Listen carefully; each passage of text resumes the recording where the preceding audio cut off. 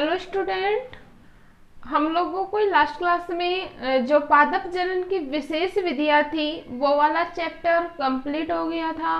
हम लोगों ने लास्ट क्लास में पढ़ लिया था विभिन्न प्रकार के मेथड्स के बारे में और पॉली एम्ब्रियोनी या बहुभ्रूणता के बारे में।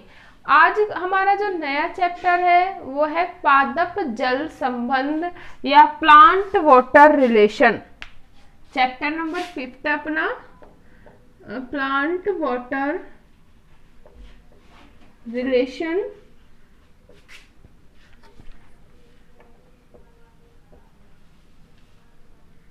हिंदी में बोलते हैं पादप जल संबंध।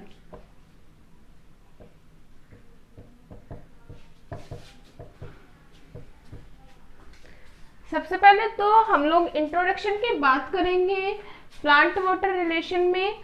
We all know that student water is very essential for all living organism। मतलब जो जल होता है वो सभी जीवित जीवों के लिए आवश्यक होता है, या हम लोग बोल सकते हैं उनकी विभिन्न उपापचय क्रियाओं को पूर्ण करने के लिए क्या होता है, जो जल होता है वो अत्यंत आवश्यक होता है। इसी के साथ साथ we all know that student, जो शरीर की या जीव की जो संरचनात्मक व क्रियात्मक इकाई है वो क्या होती है, सेल। और सेल में जो साइटोप्लाज्म पाया जाता है या जो कोशिका द्रव्य पाया जाता है उसका भी जो अधिकांश भाग होता है वो क्या होता है, जल होता है। ठीक है, पादप हो या कोई भी जीव हो, जल के बिना अपनी उपापचय क्रियाएं पूर्ण नहीं कर सकता। ठीक है, नेक्स्ट अगर हम बात करें जो जल होता है उसकी विशेषताओं के बारे में, तो जल में विभिन्न प्रकार की विशेषताएं पाई जाती हैं जिसके कारण यह सभी जीवों के लिए क्या होता है, आवश्यक। तो जल की विशेषताओं की बात करें तो सबसे इम्पोर्टेंट बात यूनिवर्सल सोलवेंट है। जो वाटर है वो कैसा है, यूनिवर्सल सोलवेंट, मतलब सार्वत्रिक विलायक है। अधिकांश जो कार्बनिक और अकार्बनिक पदार्थ है वो जल में क्या होते हैं, घुलनशील होते हैं। इसलिए हम इसे क्या कह सकते हैं, जल क्या है, सार्वत्रिक विलायक।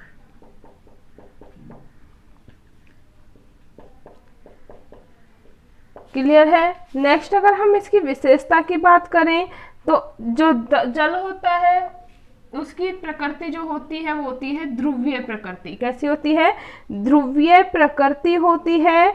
इसी के साथ साथ इसमें हाइड्रोजन आबंधन पाया जाता है। ध्रुवीय प्रकृति और क्या पाया जाता है भाई, हाइड्रोजन आबंधन।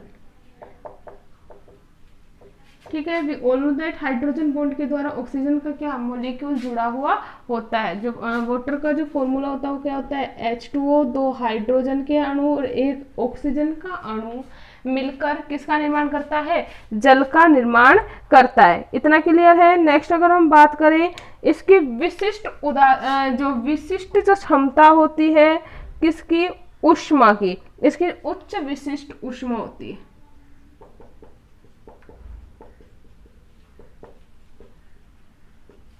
क्या होती है भाई, उच्च विशिष्ट ऊष्मा होती है।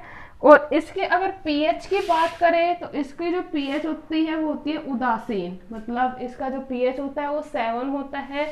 और we all know that student 7 जो पीएच है वो क्या कौन सी प्रकृति का होता है, उदासीन। तो जल कैसी प्रकृति का होता है, उदासीन। ठीक है, तो ये तो थी हमारी मुख्य इसकी विशेषताएं।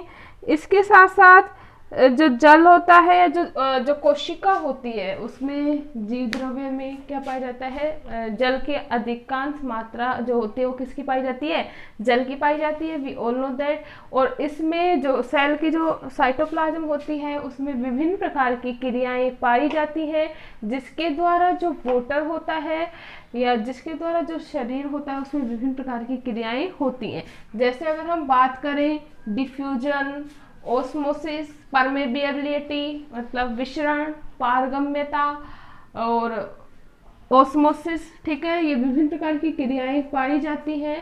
ठीक है, तो हम फर्स्ट बात करेंगे डिफ्यूजन की। फर्स्ट क्या है अपना, डिफ्यूजन या विसरण। फर्स्ट क्या है भाई अपना डिफ्यूजन, हिंदी में बोलते हैं विसरण।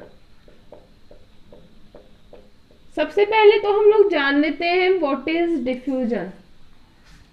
जो डिफ्यूजन होता है अगर उसकी डेफिनेशन की बात करें तो जो डेफिनेशन होगी वो इस प्रकार से होगी, पदार्थों का उच्च सांद्रता से निम्न सांद्रता की ओर विदाउट एटीपी के गमन को क्या कहते हैं, डिफ्यूजन या विसरण। क्लियर है, मतलब पदार्थों का उच्च सांद्रता से निम्न सांद्रता की ओर गमन, इसमें कोई भी ऊर्जा की आवश्यकता नहीं होती, इस क्रिया को ही क्या कहते हैं, विसरण। क्लियर है,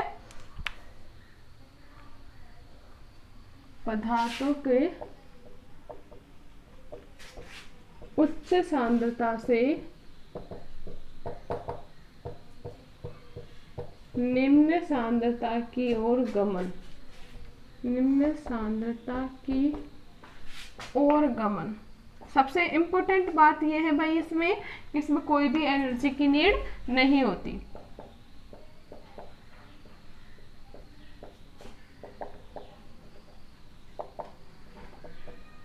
एटीपी की क्या नहीं होती, आवश्यकता नहीं होती, क्या कहलाएगी, डिफ्यूजन। क्लियर है, अगर हम एग्जाम्पल की बात करें डिफ्यूजन के एग्जाम्पल की, तो डिफ्यूजन के विभिन्न प्रकार के एग्जाम्पल देखने को मिलते हैं। जैसे फर्स्ट हम बात करें, अगर कोई बंद रूम है और उसमें कोई इत्र की जो बोतल होती है या जो परफ्यूम की बोतल होती है, उसे अगर ओपन करके रख दें या खुली करके रख दें तो पूरे जो रूम है उसमें इत्र की क्या हो जाती है, खुशबू। तो पदार्थों का क्या हुआ, गमन हो गया, ठीक है, जिसके कारण पदार्थ जो था वो विसरित हो गया, जिसके कारण पूरे रूम में उस इत्र की क्या फैल गई, खुशबू फैल गई। ठीक है, इसी प्रकार अगर हम बात करें अमोनिया की खुली बोतल को, NH3 की खुली बोतल को अगर हम लोग एक बंद कमरे में रखते हैं तो पूरे रूम में अमोनिया की क्या हो जाती है, गंध हो जाती है। तो ये सब किसके एग्जाम्पल है, विसरण के एग्जाम्पल है।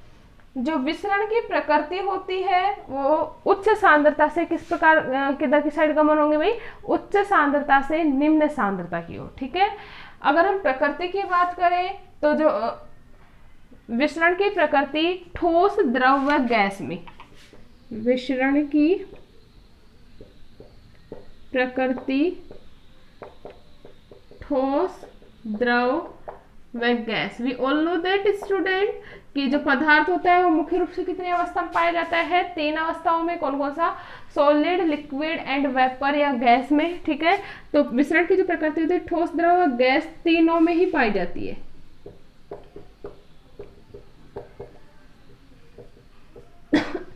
ठीक है, लेकिन अगर हम बात करें रेट ऑफ डिफ्यूजन की या जो विसरण की जो दर होती है वो अलग अलग पदार्थों में अलग अलग पाई जाती है। मतलब विसरण की दर कम या अधिक हो सकती है, लेकिन इसकी जो प्रकृति होती है वो ठोस, द्रव व गैस तीनों में समान रूप से पाई जाती है। इतना क्लियर है। नेक्स्ट अगर हम बात करें तो एक ही सिस्टम में या एक ही तंत्र में उपस्थित 2 या 2 से अधिक पदार्थों के अणुओं के विसरण की दिशा व गति एक दूसरे पर निर्भर नहीं करती।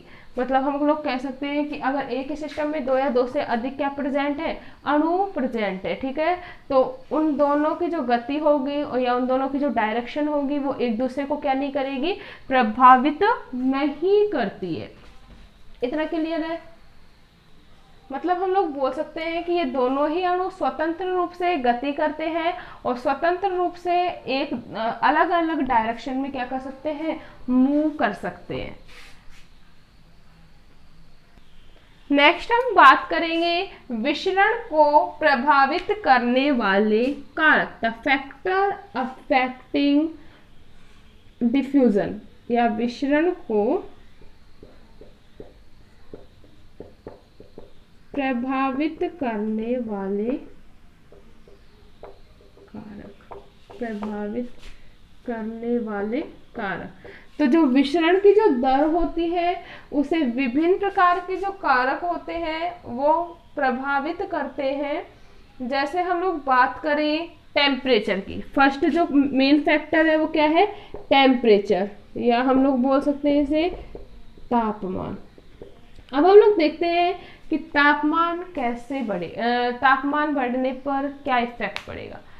सिंपल सी बात है, अगर किसी पदार्थ में तापमान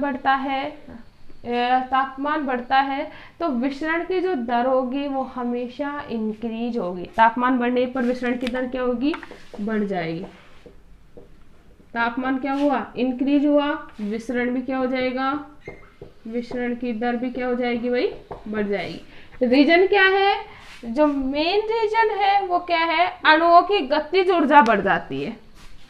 अणुओं में जो गतिज ऊर्जा पाई जाती है वो क्या हो जाएगी, गतिज ऊर्जा बढ़ जाने के कारण जो विसरण की दर है वो भी क्या हो जाएगी, इंक्रीज हो जाएगी। क्लियर है। नेक्स्ट अगर हम बात करें विसरित होने वाले पदार्थों का घनत्व, सेकंड जो फैक्टर है वो क्या है, विसरित होने वाले पदार्थों का घनत्व। अब हम लोग देखते हैं कि विसरित होने वाले पदार्थों का घनत्व किस प्रकार से इफेक्ट डालेगा। इसे हम लोग समझ सकते हैं ग्राहम के नियम के अनुसार। जो ग्राहम का जो नियम है उन्होंने दिया था R इक्वल टू, या R क्या है, जो रेट ऑफ डिफ्यूजन, ठीक है, 1/d, 1/√d। क्लियर है। मतलब जो घनत्व की जो दर होती है या किसी पदार्थ की विसरण की जो दर होती है उसके घनत्व के क्या होती है, वर्गमूल के व्युत्क्रमानुपाती। कैसे होती है, किसी पदार्थ की विसरण दर, किसी पदार्थ की विसरण दर उसके घनत्व के वर्गमूल के क्या होगी, वर्गमूल के व्युत्क्रमानुपाती। क्लियर है। ठीक है, ये नियम किसने दिया था, ग्राहम ने। ग्राहम के नियम के अकॉर्डिंग क्या होते हैं, 1/√d। ठीक है, यहाँ d क्या है, d equal to density. Clear है। मतलब हम लोग बोल सकते हैं अधिक घनत्व वाली जो गैस की जो विसरण दर होती है कम घनत्व की गैस की विसरण दर की तुलना में क्या होती है, कम। ठीक है, अधिक घनत्व वाली जो गैस है उसकी विसरण दर कम घनत्व वाली गैस की तुलना में क्या होगी, हमेशा कम होगी। क्लियर है। तो ये था हमारा विसरित होने वाले पदार्थों के घनत्व। थर्ड है विसरण दाब प्रवणता। विसरण दाब प्रवणता, हम लोग देखते हैं कि विसरण दाब प्रवणता का डिफ्यूजन की रेट पर या डिफ्यूजन को किस प्रकार से प्रभावित करती है। तो we all know that student, जो पदार्थ के जो अणु होते हैं वो अधिक सांद्रता वाले क्षेत्र से कहाँ गमन करते हैं, निम्न सांद्रता वाले क्षेत्र की ओर। अधिक सांद्रता वाले क्षेत्र से किधर गमन करेंगे भाई, निम्न सांद्रता वाले क्षेत्र की ओर। क्लियर है। तो ये था अपना विसरण दाब प्रवणता। और ये हमारे जो मेन जो 3 फैक्टर थे उनके बारे में हम लोगों ने पढ़ लिया है। नेक्स्ट है अपना विसरण का पौधों में विसरण का महत्व, या हम लोग बोल सकते हैं significance of diffusion in plants. पौधों में विसरण का महत्व।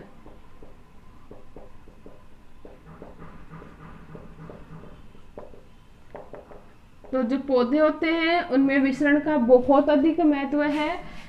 सबसे जो फर्स्ट है इम्पोर्टेंस की, तो फर्स्ट जो है वो है वायुमंडल तथा पादपों के मध्य, वायुमंडल व पादपों के मध्य O2 व CO2 का स्थानांतरण, O2 व CO2 का स्थानांतरण कौन सी विधि के द्वारा होता है भाई? विसरण विधि के द्वारा। मतलब इस क्रिया के दौरान कोई भी एनर्जी का यूज नहीं होता। ठीक है, नेक्स्ट अगर हम बात करें जलवाष्प का जो उत्सर्जन होता है वायुमंडल में जलवाष्प का उत्सर्जन वो भी किसके द्वारा होता है? डिफ्यूजन के द्वारा। इस दौरान में कोई एनर्जी का यूज नहीं होता। ठीक है, और खनिज लवणों का जो पैसिव एब्जॉर्बेशन होता है उसके दौरान भी कोई भी एनर्जी यूज नहीं होता, या हम लोग बोल सकते हैं जो पैसिव एब्जॉर्बेशन होता है वो भी किस विधि के द्वारा होता है? डिफ्यूजन विधि के द्वारा। तो ये तो था हमारा significance of diffusion in plants. Clear है?